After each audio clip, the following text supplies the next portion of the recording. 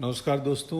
8 minute विलम्ब से 9:38 पे आया हूँ और जैसा कि कल वादा किया था कि एक किस्सा सुनाऊंगा रोज़। और हाय नमस्ते, कैसे हैं क्या हैं, उनका प्रत्युत्तर नहीं दिया जाएगा। आप जो भी मुझे सुन रहे हैं सब मुझे मेरा नमस्ते और हाय और प्रेम समझ लें। तो आज जो किस्सा मैं सुनाऊंगा अपने ही बचपन का, अपने गांव का। मेरे गांव से कुछ 8 किलोमीटर की दूरी पे एक छोटा सा स्टेशन है जिसका नाम है रतन सराय। गोपालगंज डिस्ट्रिक्ट में पड़ता है वो मेरा स्टेशन। वहाँ मीटर गेज की ट्रेन, छोटी लाइन की ट्रेन चलती थी। और आज का जो किस्सा है वो बेसिकली किस्सा है गांव की घड़ी और गांव का अलार्म। सुविधा के लिए मैंने नाम दे दिया है। मुझे याद है अक्सर कि दिन में हम घर पे होते थे और माँ से पूछते थे कि माँ कितना समय हुआ है। तो अचानक मेरी माँ आंगन में देखती थी और आंगन में जो धूप की लाइनें बनती थी छज्जे से क्रॉस करके सन के डायरेक्शन के हिसाब से, तो वो धूप की लाइन देख के बोलती थी 2 बज गए हैं, खाना खा लो, या 4 बज गए हैं। ये वैसे ही रात को कभी खाने के बाद हम सोने जा रहे हैं, आंगन में आसमान में बहुत सारे तारे भरे होते थे जो कि यहाँ से भी दिखते हैं मेरे घर से। अभी भी आई थिंक मेरे पीछे दिख रहा है, वो तारा है, एक छोटा सा डॉट आपको दिखेगा पीछे, वो तारा ही है। हाँ, तो बहुत सारे तारे दिखते थे। माँ अचानक उन तारों का मूवमेंट देखती थी और बोलती थी रात के 2 बजे हैं, अभी 4 घंटे और बाकी है, सो जाओ, या 3 घंटे और बाकी हैं, सो जाओ। तो ये थी घड़ी, दिन में सूरज का मूवमेंट, रात को तारे। और अलार्म जो था मेरे गांव में, वो रतन सराय स्टेशन में रात को 8 बजे एक मेल ट्रेन जाती थी जो बरौनी थावे से खुल के, थावे एक स्टेशन है, बरौनी को जाती थी। 7-8 घंटे लगाती थी, कुछ 200 किलोमीटर की जर्नी में। तो वो मेल जो थी 8 बजिया मेल उसको बोलते थे, वो पूरे गांव का नाइट अलार्म था। अब समझिए 8 किलोमीटर दूर ट्रेन का प्लेटफॉर्म पे रतन सराय आके लगना, क्रिस्टल साउंड हमें सुनाई देता था, सिर्फ हॉर्न का नहीं, इंजन और पटरियों का, पूरी बोगी का, कि ट्रेन आ गई। इतना ज़ीरो था साउंड पोल्यूशन गांव में। और वो 8 बजे मेल का आना पूरे गांव का, पूरे इलाके का अलार्म होता था कि 8 बजिया मेल चली गई, अब चलो खाएं पिए, मतलब खाना हो गया होता था तब तक, सो जाएं। 8 बजिया मेल का जाना यानी कि पूरे गांव का, पूरे इलाके का अलार्म, सोने का अलार्म। अगेन वही ट्रेन वापसी में दूसरी सुबह 4 बजे आती थी, 3:40 या 4 बजे के आसपास आती थी, 3-3:30 बजे के आसपास, उधर से हाजीपुर से, बरौनी से खुल के हाजीपुर छपरा होते हुए।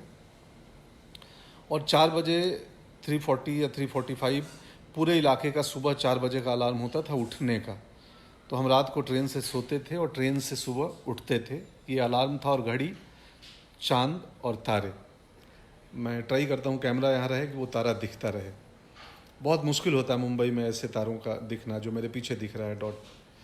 खैर, और ये तो हो गई घड़ी और स्टेशन का। अब रतन सराय स्टेशन से मेरी पहली यात्रा ट्रेन की 86 में, मैं 11 साल का था। मेरे भाई की शादी तय हो गई थी और पटना जाना था सामान खरीदने, कपड़े खरीदने। तो मेरे बाबूजी पंडित बनारस तिवारी, मेरे चाचा पंडित काशीनाथ त्रिपाठी निकले पटना जाना है खरीदारी करने। मुझे साथ लेके गए थे, मेरे भैया भी थे, शंभू भैया, कि तुम चलो, क्योंकि मेरे कपड़े लेने थे वहाँ, तो तुम रहना। और पहली बार मैं पटना जा रहा था। 86 शाम की ट्रेन थी, वहीं 8 बजे की।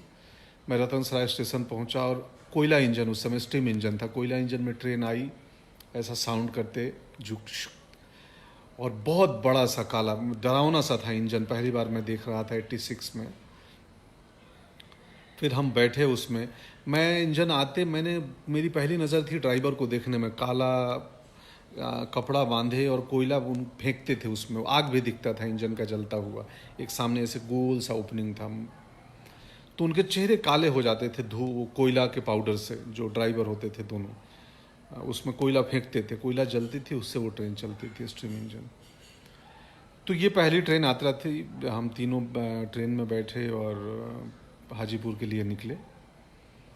उसके बाद जब मैं 10वीं में आ गया तो 10वीं में आने के बाद अक्सर मैं और बाबूजी सुबह ट्रेन पकड़ने के लिए या रात की ट्रेन पकड़ने के लिए, मैं सुबह वाली से जाता था 3:40 से थावे बरौनी, वो तो उससे 2 बजे रात को हम अपनी साइकिल पे महीने भर का अनाज, मतलब घर का चावल, घर का दाल, घर का सरसों तेल, घर के मसाले, हल्दी पाउडर, सब्जियां और नमक छोड़ के हम दोनों साइकिल से लेके निकलते थे, स्टेशन जाते थे और वो ट्रेन पकड़ते थे सुबह की। और मैं सामान साइकिल छोड़ देता था प्लेटफॉर्म पे। मेरे बाबूजी को साइकिल चलाने नहीं आता था, तो वो उधर से दूसरे दिन उधर से वापस वो पैदल चल के उस साइकिल को हाथ में लेके आएंगे। तो मैं ट्रेन में बैठता था, बाबूजी बोलते थे बैठ जाओ खिड़की के पास, में खड़ा नहीं होने देते थे दरवाजे पे। मैं बैठ के और तब तक वो प्लेटफॉर्म पे खड़े रहते थे जब तक ट्रेन खुले नहीं। 2-3-4 मिनट बाद ट्रेन खुलती थी और ट्रेन धीरे धीरे प्लेटफॉर्म से सरकने लगे। बाबूजी मुझसे दूर होते जाते थे, खिड़की से मैं झांक रहा हूँ उनको और धीरे धीरे दूरी बढ़ रही है। बाबूजी छोटे दिख रहे हैं मुझे, मैं भी छोटा दिखने लगा हूँ उन्हें। अचानक मुझे जो रतन सराय रेलवे प्लेटफॉर्म जो है ना, वो मेरे लिए गायब हो जाता था और वो लगता था मेरा घर है। कोई नहीं है प्लेटफॉर्म पे, मेरा घर है, बाबूजी खड़े हैं और माँ भी खड़ी है, प्रकट हो जाती थी। और मैं उन दोनों से दूर धीरे धीरे रेंगती हुई ट्रेन में निकल जाता था। ऐसा महसूस होता था, लिटरल नहीं है। तो और फिर पटना चले आते थे पढ़ाई के लिए, +2 के। महीना दिन 1.5 महीने पटना रहे। जब राशन ख़त्म हो गया तो फिर चिट्ठियाँ होती थी, मोबाइल फ़ोन थे नहीं, तो तय करते थे कि वापस चलते हैं गांव, राशन लेके आएंगे। और गांव गए तो गांव जाने के बाद कई बार 15 दिन, 20 दिन, महीने निकल जाते थे और फिर वापस वहीं स्टेशन, वहीं रेलवे स्टेशन रतन सराय, वहीं बाबूजी और वहीं ट्रेन का निकलना और स्टेशन की जगह पे मेरा घर होना, माँ का दिखना। शुक्रिया। अब बात लॉकडाउन की, बड़ी गंभीरता से पालन करें, किसी भी हाल में घर से बाहर न जाएं, दूसरों को भी न जाने दें, दूसरों को उत्साहित करें। यही एक तरीका है लॉकडाउन, हमारे घरों में रहना, इस बीमारी से लड़ाई का। हम अपने घरों में रहते हुए लड़ रहे हैं। दुनिया ने बहुत सारी महामारी देखी है, इससे भी उबर जाएंगे। सो बी पॉजिटिव, कुछ नहीं। हाँ, प्रिकॉशन ज़रूरी है, प्रिकॉशन लें, अपना ख्याल रखें, अपने आसपास पड़ोस का ख्याल रखें कि कोई व्यक्ति भोजन के बगैर न सो पाए, बिन बगैर मिले, दूर रह के भी एक साथ रहने का कोशिश करें, उन तक खाना भोजन पहुंचाएं और सख्ती से पालन करें। कल रात फिर आऊँगा छोटी सी कोई ऐसा ही एक किस्सा लेके, और तब तक के लिए शुभ रात्रि। सबको मेरा प्रणाम, शुक्रिया, थैंक यू।